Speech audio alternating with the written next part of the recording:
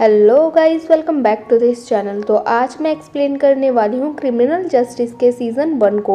इस सीज़न के स्टार्टिंग में हमें दिखाया जाता है आदित्य शर्मा नाम के एक लड़के को, जो कि कॉलेज स्टूडेंट होता है और वो फुटबॉल भी बहुत अच्छा खेलता है। आदित्य और उसकी टीम ने मिलकर एक मैच जीता होता है और ये सभी लोग मिलकर एक पार्टी दे रहे होते हैं, जो कि रात को होती है। अब हमें दिखाया जाता है कि आदित्य अपने पापा और जीजा जी के साथ अपने घर में रहता है। आदित्य कभी कभी फर्स्ट कैब को भी राइड किया करता था, जो कि उसके जीजा जी की होती है। इसके बाद हमें दिखाया जाता है कि आदित्य पार्टी के लिए रेडी होकर घर से निकल ही रहा होता है कि तभी उसकी दीदी उससे कहती है कि वो कैब को राइड कर ले, क्योंकि आज सुबह से ही उसके जीजा जी बहुत ज़्यादा बिजी थे।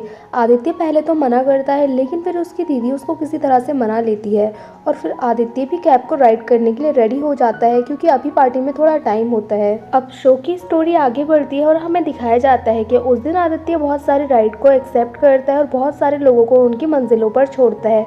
अब उसकी पार्टी का टाइम भी लगभग हो ही चुका था, इसलिए वो घर वापस जा रहा होता है। तभी उससे एक गलती से राइड एक्सेप्ट हो जाती है और जिसकी आदित्य ने गलती से राइड एक्सेप्ट की होती है वो शनाया नाम की एक लड़की होती है। अब आदित्य शनाया को समझाने की कोशिश करता है और उससे कहता है कि उसको कहीं जाना है, इसलिए वो कोई और कैब बुक कर ले।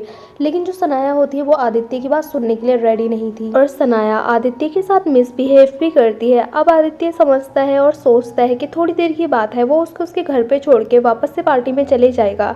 लेकिन जो सनाया होती है वो बहुत बार अपनी लोकेशन को चेंज करती है। अब पार्टी का टाइम भी निकल ही चुका होता है। अब आदित्य शनाया को उसके घर छोड़ने के लिए जाता है। अब वो उसके घर को छोड़कर वापस जा ही रहा होता है कि तभी उसे दिखाई देता है शनाया का फ़ोन उसकी कैब में ही छूट गया है। अब वो शनाया को उसका फ़ोन वापस करने के लिए जाता है। जब वो गेट पर पहुंचता है तो सनाया उससे आज के लिए माफ़ी मांगती है और उससे सॉरी कहती है और उसको घर के अंदर आने के लिए बोलती है।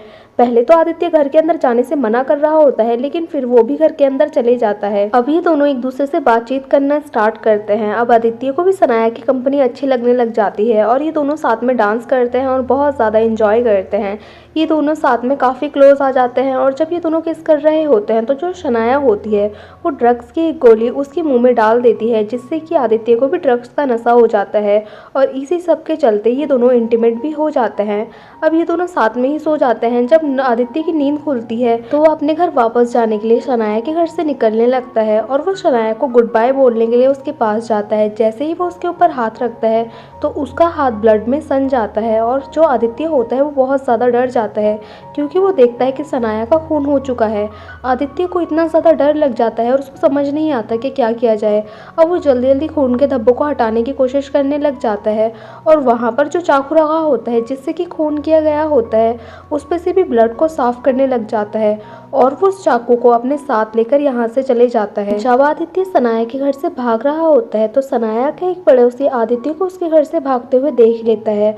अब आदित्य जो होता है वो बहुत ज़्यादा डरा हुआ होता है, इसलिए वो गाड़ी को भी ऐसे ही चला रहा होता है, जिसकी वजह से उसका रास्ते में ही एक्सीडेंट हो जाता है। अब ये दोनों फाइट करने लग जाते हैं और पुलिस वाले इन दोनों को ही पकड़ के पुलिस स्टेशन ले जाते हैं। इसके बाद हमें दिखाया जाता है कि सनाया के मर्डर की न्यूज़ भी पुलिस स्टेशन तक पहुंच जाती है और जो आदित्य होता है वो पुलिस स्टेशन में ही होता है।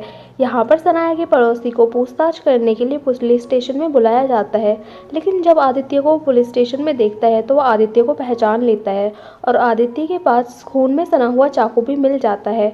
और घर पर जाकर देखा जाता है जब सनाया के तो उसके पूरे घर में आदित्य के फिंगरप्रिंट्स के निशान भी होते हैं। अब जो सारे सबूत होते हैं वो आदित्य के खिलाफ ही होते हैं। इसके बाद हमें दिखाया जाता है कि ये जो केस होता है वो रघु सालियन के अंडर जाता है। रघु सालियन जो होता है वो एक ईमानदार पुलिस वाला होता है, लेकिन उसकी एक 15 साल की बेटी भी होती है, जिसकी वजह से वो चाहता है कि जो आदित्य है उसको कड़ी से कड़ी सजा मिल पाए, जिससे कि लोग ऐसे गुनाह को करने से बचे, क्योंकि सारे सबूत आदित्य के खिलाफ ही होते हैं। इसलिए जो रघु होता है वो आदित्य से नफरत करने लग जाता है और वो किसी भी तरह से बस आदित्य को सजा दिलवाना चाहता है।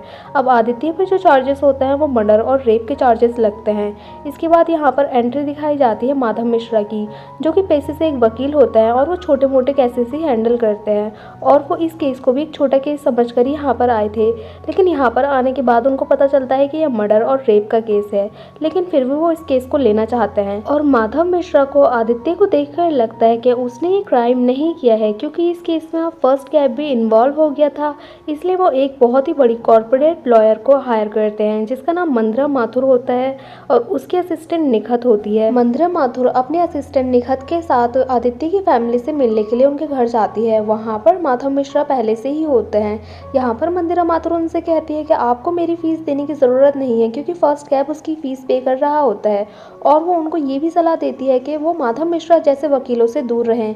इसके बाद हमें दिखाया जाता है कि पब्लिक प्रोसिक्यूटर के तौर पर सुनील भंडारकर को अपॉइंट किया जाता है, जो कि एक बहुत ही नामी वकील होते हैं। अब कोर्ट की पहली सुनवाई होती है और आदित्य को जुडिकल कस्टडी में भेज दिया जाता है। जेल में आने के बाद आदित्य को लायक मिलता है। लायक ने अपनी ही जेल में एक गैंग बना रखी होती है और यहाँ का वो एक गुंडा होता है। लायक को जो भी नए लड़के आते हैं और जो कि हैंडसम और स्मार्ट दिखते हैं, वो उन पर गंदी नज़र डालता है और लायक को आदित्य पर भी गंदी नज़र आ जाती है। और इसी जेल में एक और गुंडा होता है जिसका नाम होता है मुस्तफ़ा, जो कि 20 साल से इस जेल में था। मुस्तफ़ा के आने से पहले ड्रग्स का धंधा लायक संभालता था, लेकिन मुस्तफ़ा के आ जाने के बाद ड्रग्स का सारा धंधा मुस्तफ़ा संभालता है और मोबाइल का धंधा भी वही संभालता है, क्योंकि मुस्तफ़ा ने अपनी ही एक गैंग बना ली थी और वो लायक से पावरफुल बन जाता है।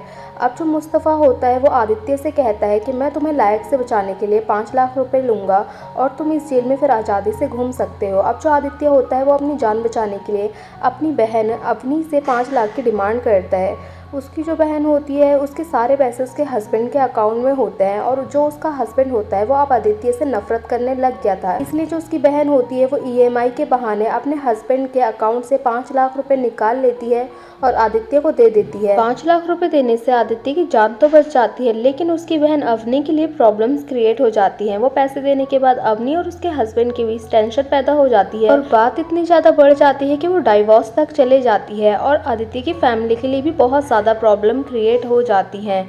यहाँ पर जो उनकी शॉप होती है उस पर से सभी लोग सामान लेना बंद कर देते हैं और पूरा समाज इन लोगों के खिलाफ हो जाता है। और जो आदित्य की बहन अवनी होती है उसको भी उसकी जॉब से निकाल दिया जाता है। प्रेस वाले इनके घर की न्यूज़ को बहुत ही बड़ा चढ़ाकर बता रहे होते हैं और जो इनकी कैब होती है वो भी पुलिस वालों के कब्जे में होती है।